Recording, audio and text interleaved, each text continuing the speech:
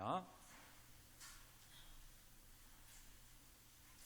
제가 봉독하도록 하겠습니다.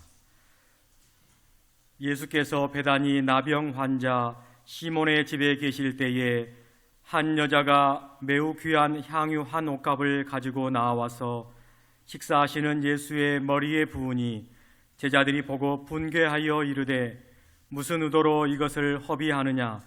이것을 비싼 값에 팔아 가난한 자들에게 줄 수 있었겠도다 하거늘 예수께서 아시고 그들에게 이르시되 너희가 어찌하여 이 여자를 괴롭게 하느냐? 그가 내게 좋은 일을 하였느니라.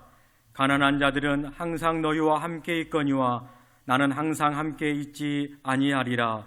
이 여자가 내 몸에 이 향유를 부은 것은 내 장례를 위하여 함이니라.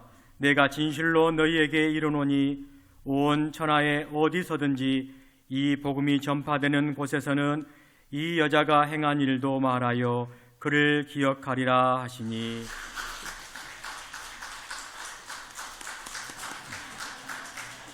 이제 말을 안 해도 다 네. 이 고백이 우리의 모두의 고백이 되었으면 좋겠습니다. 우리 지금 뉴스를 보시지요. 경북 지역에 아직 산불이 다 진화가 되지 않았습니다. 우리하고 좀 떨어진 지역이지만 조속히 빨리 진화가 되고 하나님께서 더 이상 피해가 나지 않도록 보호하심이 있기를 간구합니다. 요즘 여러분 대형 마트에 신선 코너에 가보면 유기농 농산물만 따로 이렇게 진열해서 판매하시는 것들을 볼 수 있을 텐데요. 좀 더 자세히 좀 들여다보면 그 농산물에는 농림축산식품부에서 붙여놓은 인증 스티커가 초록색으로 된 게 두 장이 있는데요. 하나는 유기농 스티커이고 하나는 무농약 스티커입니다. 보신 분들 계실 텐데요. 여러분 유기농과 무농약 어떤 게 우리 몸에 더 안전하고 어떤 게 더 우리 몸에 좋은 농산물일까요? 먼저 무농약 농산물, 농약을 일절 사용하지 않습니다. 그러나 친환경 화학비료는 일정 추천한 그 시비량에 따라 3분의 1 이내로 사용하면 무농약의 스티커를 붙여준다고 합니다. 또한 반면에 유기농, 우리가 잘 알고 있는 그 유기농 농산물은 농약과 화학비료를 일절 사용하지 않는다고 합니다. 유기재배에 허용되는 친환경적인 퇴비 정도만, 천연비료만 사용하여 재배한 농산물이 유기농입니다. 그렇다면 당연히 유기농 농산물이 우리 몸에 더 안전한 식품이고 그렇기 때문에 가면 조금 더 비싸기도 합니다. 그렇죠? 여러분 90년대와 2000년대 초반을 지내오면서 교회를 가리키는 하나의 단어가 쓰이기 시작했는데요. 올가닉 철치라고 합니다. 영어로 하면 올게닉이라는 단어인데 유기적 교회라는 뜻입니다. 프랭크 바이올라라는 이 종교의 작가가 처음으로 사용한 교회에 대한 지칭인데요. 말 그대로 교회는 누군가 인위적인 방법으로 인해서 태동된 것이 아니라 오로지 예수 그리스도를 믿는 믿음의 사람들이 자연적으로 그 하나님과 예수 그리스도의 깊은 관계를 통하여 그를 믿고 따르는 무리들이 순수하게, 인위적인 게 아니라 순수하게 태동된 것을 올가닉, 유기적이라는 단어를 사용하여 표현하였습니다.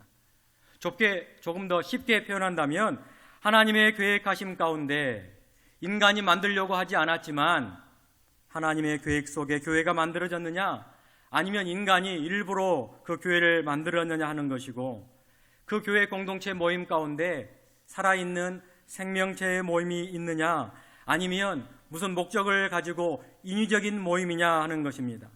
당연히 교회는 하나님의 창조의 섭리 가운데 예수 그리스도를 따르는 사람들이 자연 발생적으로 모여 예수 그리스도를 기리며 함께 찬양했던 게 교회입니다.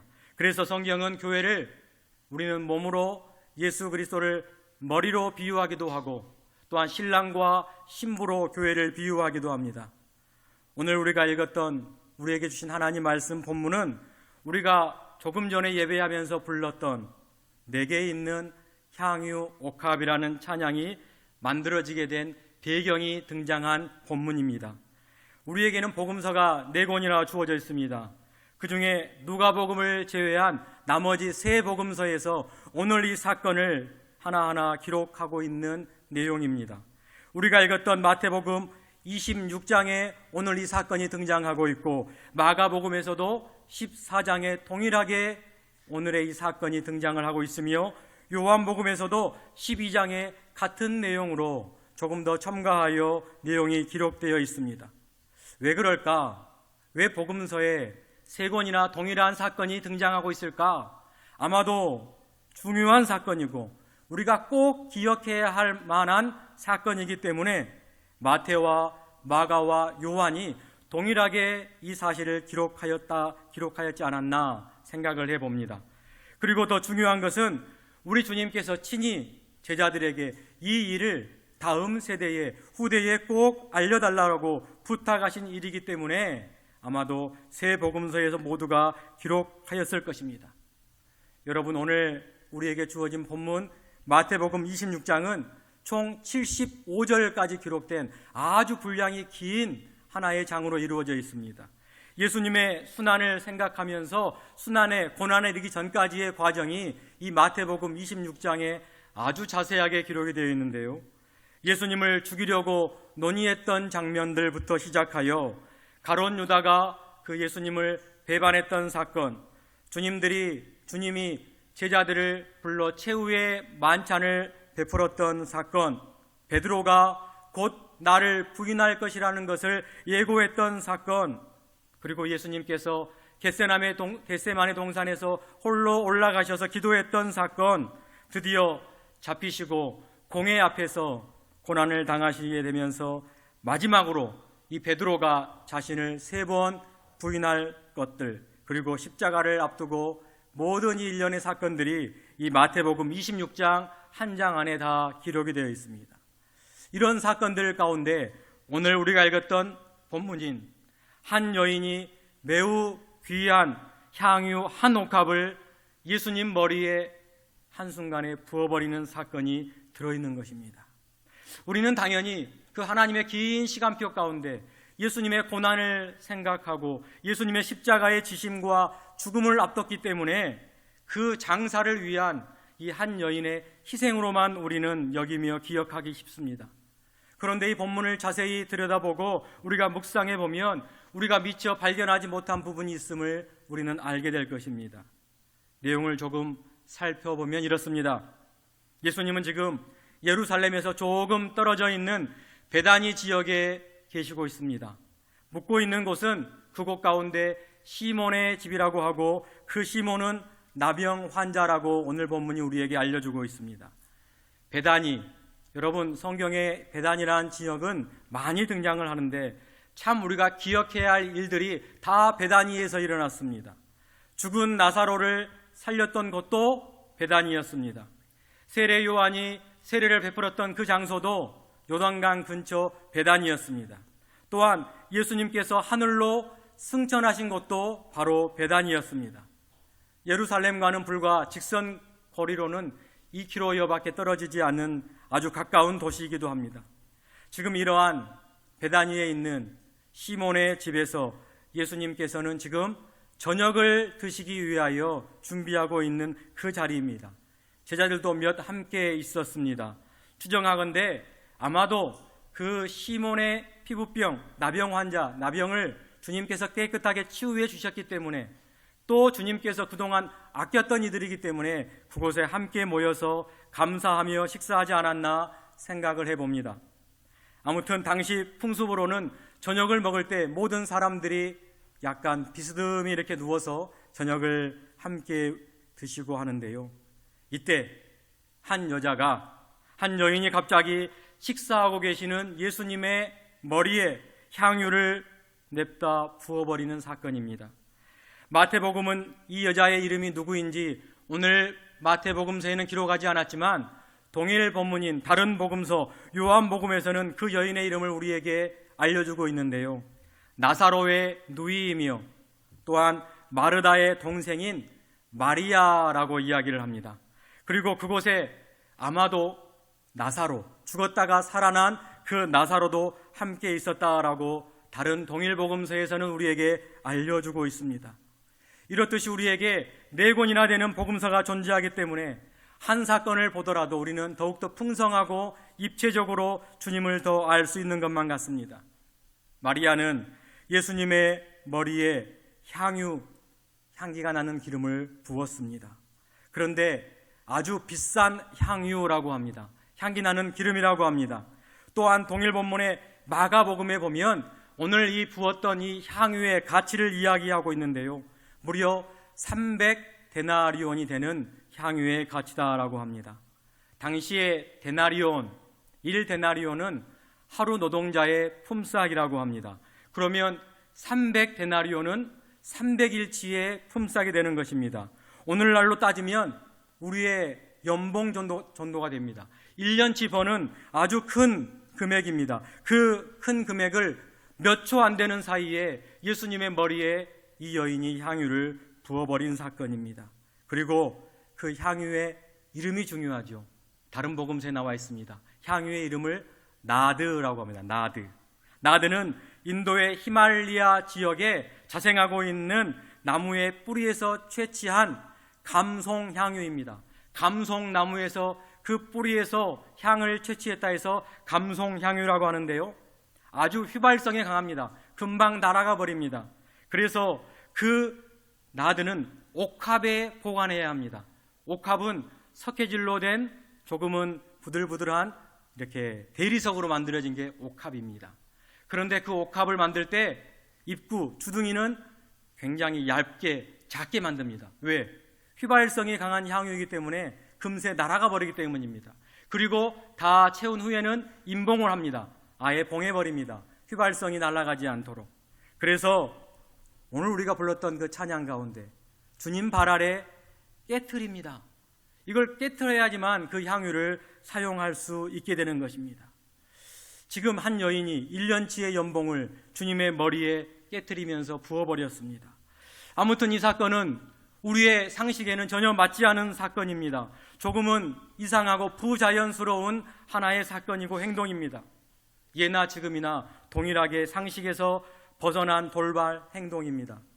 그렇기 때문에 제자들이 그 광경을 보시고 그 광경을 보고서 오늘 성경은 이야기합니다. 분개하는 것 당연한 일입니다.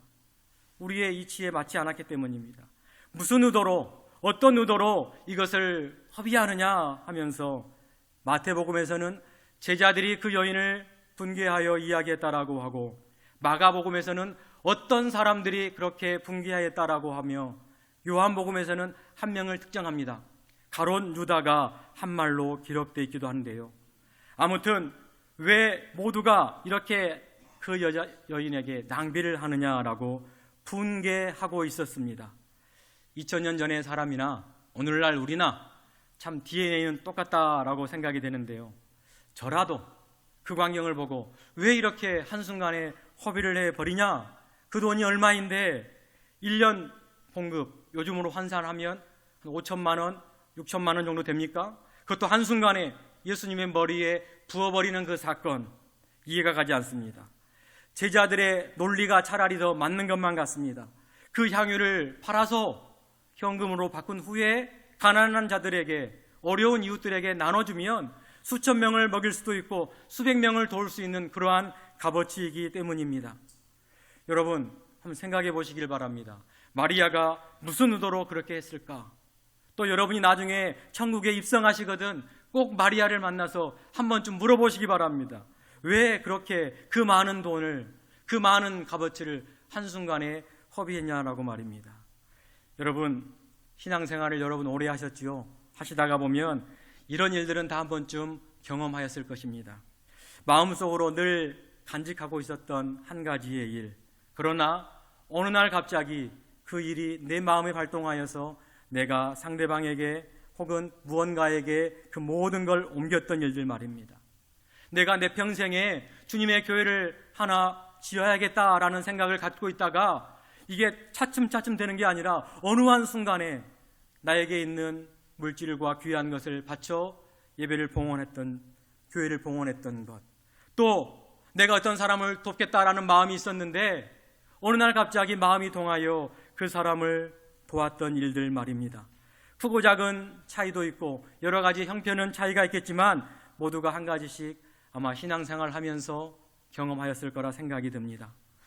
교회를 섬기는 분들을 제가 유심히 보고 주변에서 보면 자신을 위해서는 한 푼도 아끼고 마트 가서 조금 더 깎고 시장 가서 깎고 그렇게 하다가 마음이 움직여 주님의 몸된 교회를 위하여 혹은 내 이웃을 위하여 한순간에 크게 한번 쓰는 것들을 저는 많이 보았습니다. 아마도 지금 마리아가 그런 마음으로 그랬지 않았을까라는 추측을 해봅니다. 그런데 오늘 본문이 우리에게 시사하고 있는 것은 그 마리아의 마음을, 그 제자들의 마음을 우리 주님이 알고 계셨다라는 사실인데요. 그 마리아의 마음, 그 소중한 마음, 한순간에 결심을 했던 그 마음을 주님은 알고 계셨다라고 합니다. 우리 10절 말씀을 여러분 성경에 눈으로 한번 보시기를 바랍니다. 제가 읽어드리겠습니다. 예수께서 아시고 그들에게 이르시되 너희가 어찌하여 이 여자를 괴롭게 하느냐? 그가 내게 좋은 일을 하였느니라. 아멘. 예수님께서 아셨다고 합니다. 예수님께서 무엇을 아셨을까요? 제자들이 그 여인에게 분개했던 그 제자들의 그 마음도 왜 허비하느냐라는 그 마음도 우리 주님은 아셨을 것입니다. 왜냐하면 그 제자들도 진심으로 이야기했기 때문입니다. 또 우리 주님은 무엇을 아셨을까요? 그 마리아의 결심, 그렇게 결심하기까지의 그 마음을 우리 주님은 다 아셨을 것입니다. 그 마리아의 중심과 향유를 깨뜨려 머리에 붓기까지 그 결심의 마음을 우리 주님은 다 아셨습니다. 그리고 한 가지 더 우리 주님이 아신 사건이 하나가 있는데요. 아직 여인도 모르고 제자들도 몰랐던 마지막 주님만 알고 있던 사실입니다. 얼마 후에 곧 십자가의 형으로 죽는다는 사실까지도 예수님은 다 아셨습니다.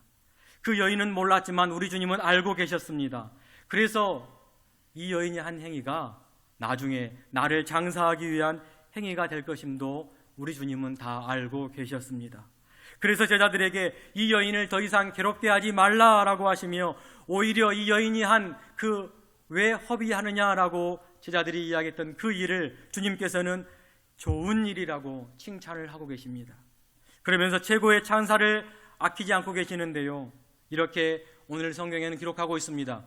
내가 진실로 너희에게 이르노니 온 천하 어디서든지 이 복음이 전파되는 곳에서는, 우리가 주님의 복음을 전파하는 곳에서는 이 여자가 행한 일도 말하여 그를 기억하리라 라고 말씀해 주셨습니다. 우리가 이 말씀에 순종한다면 오늘 우리가 복음이 전파되는 이 순간에도 이 여인의 이야기를 우리는 증거해야 합니다. 그래서 기억나게 해야 합니다. 왜 이 이야기를 이렇게 해야 하느냐? 예수님의 장사, 예수님의 죽으심을 예비했기 때문에 이 일을 이야기해야 한다라는 것도 맞는 이야기이지만 저는 조금 더 다른 관점에서 함께 묵상해 보기를 원합니다. 마리아가 한 모든 행위는, 그리고 그가 먹었던 그 마음은 주님 보시기에 그가 내게 좋은 일을 하였다는 것입니다. 주님의 관점에서 그 여인이 한 행동이 좋은 일이었다는 것입니다. 여인의 관점이 아니라 주님의 관점에서 말입니다. 다시 말씀드리면 우리 주님의 마음에 이 사건이 흡족하셨다는 것입니다. 이 사건이 마음에 들었고 너무나 아름다운 일이었다라는 것입니다. 왜냐하면요, 누가 시키지 않았습니다. 누가 인위적으로 하지 않았고 무슨 교리를 따지거나 어떠한 의도를 가지고 복을 받기 위한 수단으로 주님께 그 비싼 향유를 붓지 않았다라는 것입니다. 이 여인은 오직 그 예수님과의 관계 때문에, 그 예수님의 그 사랑 때문에 지금까지 자기 누이를, 자기 남매를 보살펴줬던 그 정 때문에 예수님과의 관계에서 비롯된다는 것을 아시기에 우리 주님은 내게 좋은 일이라 라고 말씀해 주셨습니다. 마리아는 그동안 예수님의 가르침에 은혜를 받았겠지요. 그리고 그분의 사랑을 느꼈는데 지금 뭔가 제자들이 움직이는 것들과 그때 당시의 사회적 분위기가 뭔가 이상했던 것입니다. 우리 주님이 궁지에 몰고 있는 듯한 느낌을 받았을 것 같습니다. 그래서 갑자기 식사하는 그 자리에서 갑자기 마음이 동하여 그냥 그 옷값을 한순간에 깨뜨려 주님 머리에 붓고 싶었던 것입니다. 이 마음을 남자들은 잘 모릅니다. 그렇죠. 여성분들은 아실 것 같습니다. 요즘 젊은이들이 MBTI 성격으로 사람들을 많이 분류하고 나누기도 하는데요. T, 굉장히 이성적인 사람들은 이 행동이 이해되지 않습니다. 하지만 F, 감성적인 사람들은 조금은 공감할 수 있는 그러한 하나의 사건인데요. 하지만 지금 우리 주님의 입장에서, 예수님의 입장에서 자신의 마음을 알아주는 누군가가 필요했다는 것입니다. 그리고 영적으로도 통하는 한 사람이 필요하였습니다. 그래서 그 마음을 알았던 그 마리아의 그 행위를 내게 좋은 일이라고 주님은 칭찬하였습니다. 예수님께서도 아마 예루살렘에 올라가면 곧 잡히시고 내가 고난당할 건데 그를 아시며 평소에 자주 들렸던 그 베단이라는 마을, 그것도 소외당하고 어려운 그 온누이가 살고 있던 그 집에 아마 방문해서 자신의 마음을 다시 한번 정리하는 시간이 되지 않았을까. 근데 그 장소에서 좋은 일을 주님께 마리아가 행한 것입니다. 사랑하는 성도 여러분, 왜 마리아의 행동이 주님 입장에서 좋은 일이 되었는가? 주님을 향한 사랑이 물질적인 계산보다는 더 앞서 있기 때문이었습니다. 주님의 마음을 그 누구보다도 더 알았기 때문이었습니다. 제자들은 몰랐지만 알았다는 것입니다. 순수하게 자발적으로 순수한 마음으로 움직여서 한 행동이기 때문에 우리 주님은 좋은 일이라고 칭찬을 하였습니다. 저는 서두에 교회를 유기적인 교회가 되어야 한다라고 이야기를 꺼냈습니다. 맞습니다. 우리는 그리스도의 신부된 교회의 모습이 우리 가운데 이처럼 나타났으면 좋겠습니다. 마치 살아있는 인위적인 화학적인 뭔가 들어오지 않고 있는 그대로 성장하는 그러한 생명체의 교회가 되었으면 좋겠습니다. 기계적으로 움직이는 교회가 아니라 마음과 마음이 통하는 그러한 교회가 되었으면 좋겠습니다. 서로가 눈빛만 뚫어지게 보더라도 우리가 뭘 원하는지 알 수 있는 공동체가 되면 좋겠습니다. 무슨 목적이 있어서 그것을 이루기 위한 수단적인 교회가 아니라 그냥 예수 그리스도가 좋아서, 내가 예배함이 좋아서 하나님이 내게 베풀어 주신 그 은혜가 충만하여 모이는 교회 공동체가 되었으면 좋겠습니다. 여러분, 우리는 이미 하나님께서 가족이라는 공동체를 통하여 우리에게 이 일을 가르쳐 주시고 학습하게 하셨습니다. 여러분 가정에 아들 다 있으시죠? 아들이 너무나 사랑스러워 그 아들이 요구하지 않았는데도 부모된 엄마는 그 아들이 필요를 무엇인가 필요한 걸 이미 아시고 다 준비합니다. 딸이 무언가 필요하다고 이야기하기 전에 아버지는 다 아시고 마음을 들킬까 봐 엄마에게 부탁하여 이것 준비해달라고 이미 이야기를 합니다. 우리의 자녀들은 부모님을 공경하고 모시는 마음에 엄마 아빠 모르게, 부모님 모르게 이벤트도 준비합니다. 부모님들 다 아시지요. 인생을 살았는데 다 아시지요. 그러나 모른 채 그냥 받아주십니다. 이게 바로 가족의 공동체입니다. 유기적 교회는 이렇게 알아서 움직이는 겁니다. 서로가 통해서 움직이는 교회가 바로 살아있는 유기적인 교회, 주님의 말로 표현하면 좋은 일을 하는 교회라는 것입니다. 제도적인 교회, 뭔가 갖춰져 있고 체계적인 교회가 틀렸다라는 이야기가 아닙니다. 저는 교회의 본질을 이야기하고 있습니다. 마리아와 같은 좋은 일을 서로가 서로에게, 우리가 주님께, 우리가 이 몸된 교회에게 행하는 교회가 되어야 한다라는 것을 지금 말씀드리고 있습니다. 그런 교회 공동체를 우리는 오늘날 꿈꿔야만 합니다. 사순절 세 번째 주일을 우리가 맞이하게 되었는데요, 주님의 마음을 조금이라도 우리가 읽을 수 있고 주님의 마음에 합한 자가 되시기를 주님의 이름으로 축원합니다. 내가 아무리 T의 성향을 가져서 이성적이고 합리적이라고 할지라도 우리가 이 사순절만큼은, 우리가 예배하는 이 장소만큼은, 우리가 교회에 모이는 이 시간만큼은 좀 더 감성적으로 우리가 주님을 더 사랑한다라고 고백하시기를 주님의 이름으로 축원합니다. 저는 개인적으로 기독교 교육을 공부했다라고 지난번에 우리 원로 목사님께서도 말씀해 주셨는데, 저는 그 가운데서도 어드미니스트레이션, 교회의 행정, 교회를 조직적으로 꾸미고 교회를 체계적으로 만드는 것을 공부하였습니다. 그래서 제가 공부한 지식으로 하면 교회는 정으로 움직이는 것이 아니라 시스템으로 움직이는 게 합당하다라고 공부를 하였고 배웠습니다. 미국 사람들 굉장히 합리적이지 않습니까? 그래서 교회에 이러이러한 시스템을 만들어서 움직이게 합니다. 그러면 감정의 마찰이 없습니다. 일하는데 번아웃이 오지 않습니다. 그런 것들을 배웠는데 여러분, 교회가 그것만으로 성장할 수 있습니까?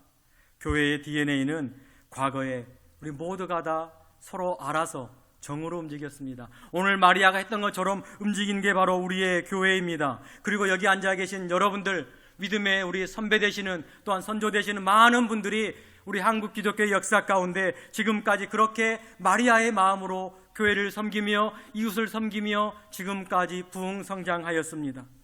저 또한 공부는 그렇게 하였지만 지금까지 교회를 떠나본 적이 없습니다. 저의 DNA는 정으로 교회하는, 나 것을 아껴서 주님 앞에 드리는 그러한 교회의 모습, 그러한 선배님들을 보고 자라왔습니다. 들었습니다. 그게 제 마음속에 아직도 남아 있습니다. 우리 여천중앙교회가 주님께서 마리아에게 좋은 일을 하였다라고 말씀하신 것처럼, 그리고 이 일을 기억하리라 라고 말씀하신 것처럼 우리 교회가 그런 교회가 되기를 소망하고 꿈꿔봅니다. 제자들이 그렇게 기록하였더니 오늘날 우리가 복음이 전파되는 이곳에도 이 여인의 이야기를 우리가 할 수 있는 것입니다. 우리가 앞으로 이 교회가 50년, 70년, 100년을 향해 나가야 되는데 우리도 이러한 마음을 우리의 다음 세대들에게, 우리의 자녀 세대들에게, 우리의 손주 세대들에게 우리의 이 헌신의 마음을 우리는 기억하도록 남겨야 합니다. 그때 필요한 게 이제 시스템이고 우리의 조직입니다. 우리의 문화입니다. 우리의 본질을 남기기 위해서 필요한 거지 본질이 시스템이고 조직이 아니다라는 것입니다. 여러분, 지금까지 그 좋은 일을 행했던 분들입니다. 이것을 기억하시며 사순절이 깊어져 감에 따라 우리도 주님의 마음을 더욱더 감찰하고 주님의 마음과 합한 저와 여러분들이 되시기를 주님의 이름으로 축원합니다. 기도하겠습니다.